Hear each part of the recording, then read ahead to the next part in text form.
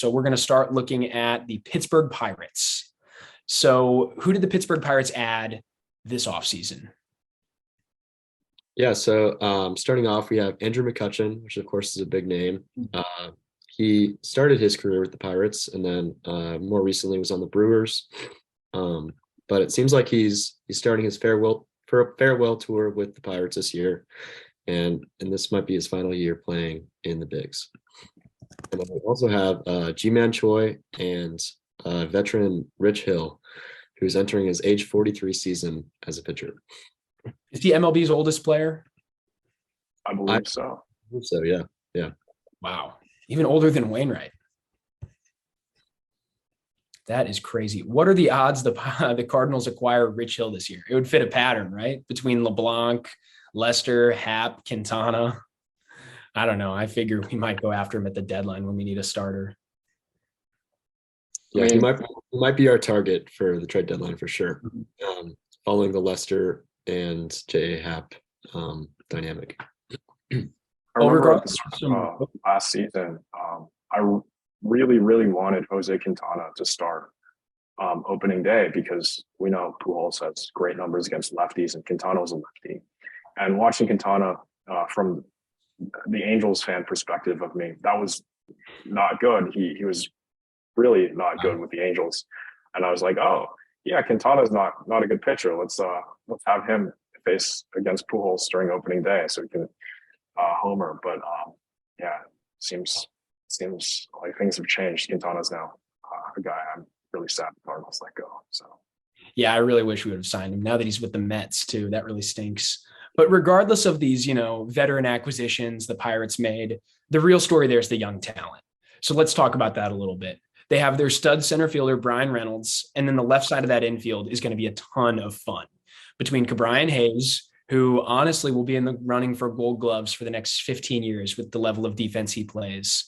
And then obviously that fascinating shortstop, the 6'7" O'Neal Cruz. What do you know about them? What are you guys excited about? Well, I mean, there's been quite a lot of hype around O'Neal Cruz, especially at the start of last season when he came up. I believe he had one of the hardest hit balls in the history of the game. A home run, or I'm not sure if it was a home run, but it was just a single off the top of the wall.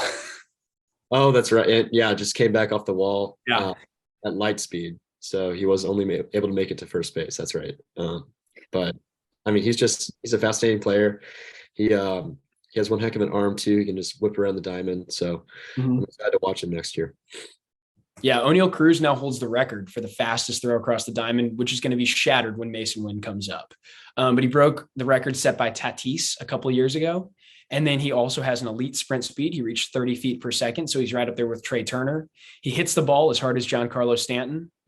Dude has incredible tools, but he wasn't able to put it all together last year. He had a really disappointing rookie season in a lot of ways. Though he showed those flashes, it contributed to what was really a below average line, even though he played solid enough defense. Do you guys expect a lot of growth from him this year? I think if O'Neal Cruz puts it together, he's going to be a really tough out in the Central Division. And I don't know, I'm pretty scared of him right now because if he hits one, if he connects with one, it's gone. So yeah, just has to. And even last year, he had like a really decent season overall. He had 17 home runs, 107 OPS plus, and 55 RBIs. So it's relatively decent season for a rookie, and I can only see improvement coming out of him next year. Yeah, I guess it was only disappointing because people had such high expectations for the guy. I feel like everybody thought he's going to come up and just be incredible right away. Yeah, it'll definitely take him time to adjust to the new environment. And the Pirates coaching staff is not as good as one can expect. So he just needs time to adjust. Yeah, the Pirates players do tend to flourish when they leave that organization. So I don't know.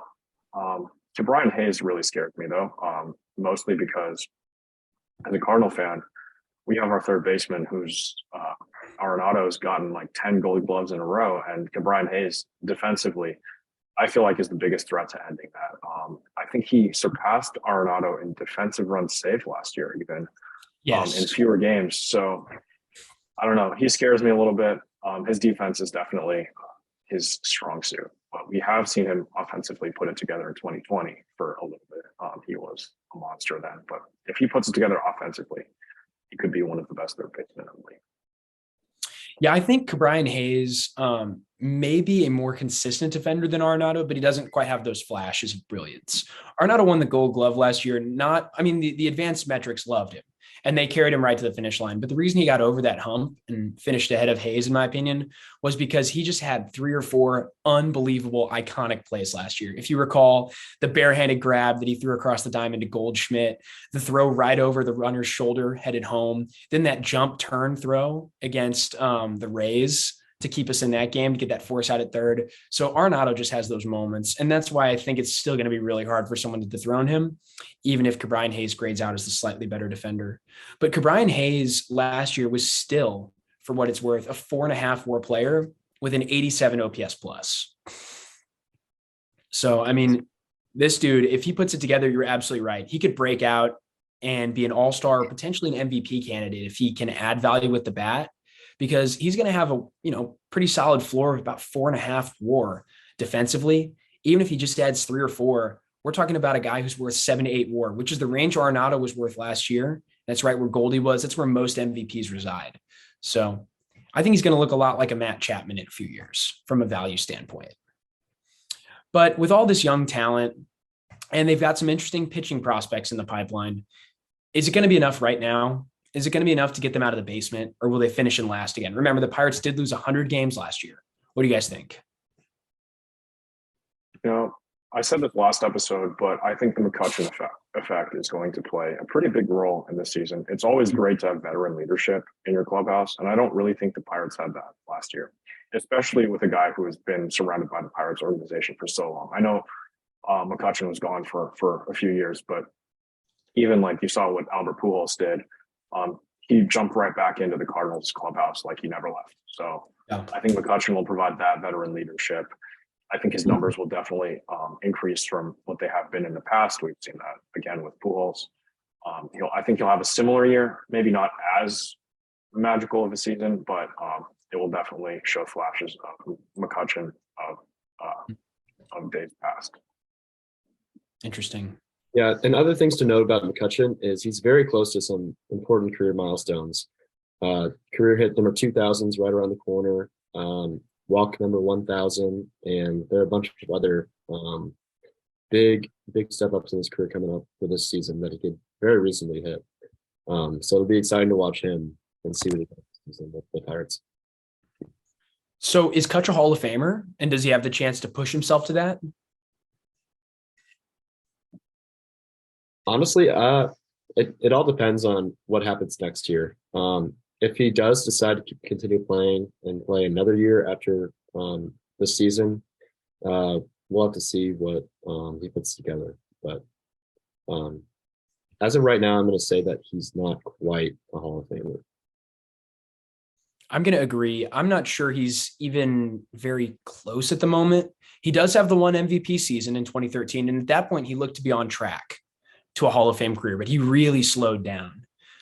He had a couple bad years. 2016 was really a down year for him. And then he never quite rebounded to what he was before that. And he only has 4 top 5 MVP finishes. He's only a 5-time All-Star. He only has 1 Gold Glove. Kutch's career WAR currently sits at 47, which for an outfielder would be very low for Hall of Fame induction. Guys have gotten in with less, but usually there are extenuating circumstances. I think Kutch probably needs at least 2 more seasons to get in, and maybe some kind of renaissance. It's just going to be really tough. He definitely has to eclipse 50, and he probably has to get some more milestones. McCutchen definitely needs 13 home runs this year to go above 300, but I'm not even sure that would be enough. So I don't know. I think he is a very borderline, very fringe Hall of Fame case, and he could bolster that, especially if he plays 2 or 3 more years. But I don't know. Maybe this is his last year, and maybe he doesn't really have as great a shot. So what are your best case and worst case scenarios for the Pirates this year? What could go well? What could go wrong?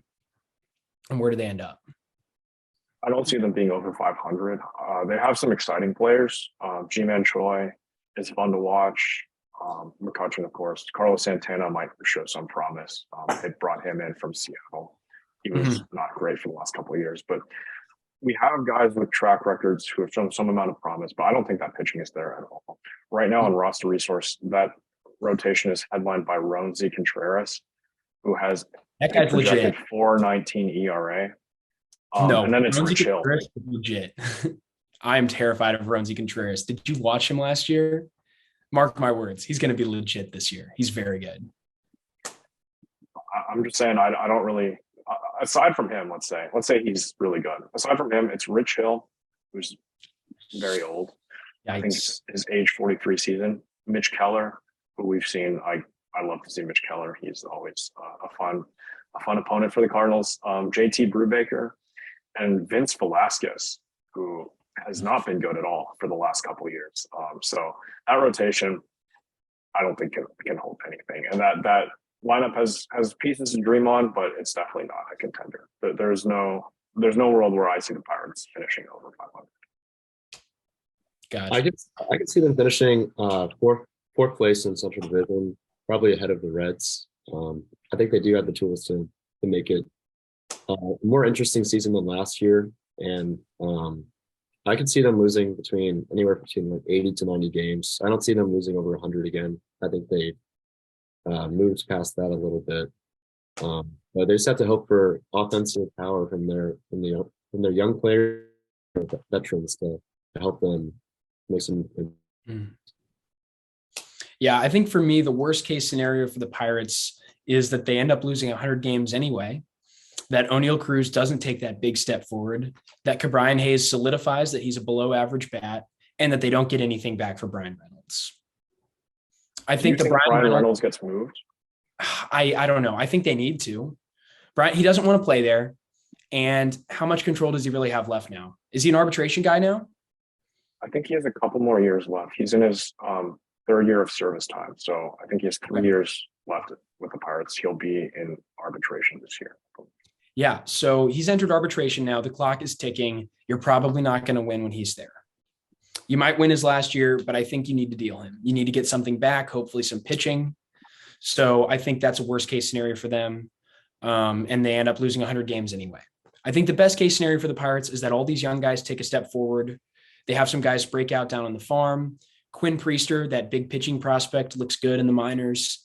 And they end up winning, I don't know, I'll say 75 games. That'd be a great season for the Pirates. 75 and 87 would be a great year. And they finish fourth in the Central. Maybe they even push for third if the wheels fall off for the Cubs. But I don't think that'll happen. And I don't think the Pirates have a great shot of finishing above maybe 70 wins. All right, now here's an interesting question. So we know the Cardinals are looking for outfield depth, and the Pirates have been known to trade for the Cardinals. They gave us Quintana. Would you be interested in Brian Reynolds? No. On the Cardinals? No. I'm going against most of Cardinals Nation here. Absolutely not. I love Brian Reynolds' bat. That dude hits. It's all he does. And we all know that. But the Cardinals already have guys with ceilings higher than Brian Reynolds. Lars Nootbaar, his ceiling is higher than Brian Reynolds right now. We saw it last year. Tyler O'Neill, his ceiling is 2021, way higher than anything Brian Reynolds has done so far. Dylan Carlson, much better defender, much higher ceiling. The problem with Brian Reynolds, he's a terrible defender. He's a terrible center fielder defensively. One of the worst in the game, according to defensive runs saved, outs above average, whatever metric you want to take. So if the Cardinals get Brian Reynolds, they're probably putting him in a corner spot. He's losing a ton of his value right there. One of the reasons he's a big deal is because he can play center. So if we take that away from him, make him play in the corner, now his bat has to compete with, Jordan Walker, Moises Gomez, Tyler O'Neill, Lars Nootbaar, Alec Burleson. There's just way too many names. And he's not going to get time at DH because Contreras is going to need the DH, right? And then on top of that, you're still going to have Juan Yepes, whose bat you absolutely have to get in the lineup. I just think we have way too many outfielders to add another one. Plus, you're going to have to give something up to get something like Brian Reynolds. And I think they're looking for pitching. So I am not trying to give up some of my young pitching right now for an outfielder that we really don't need.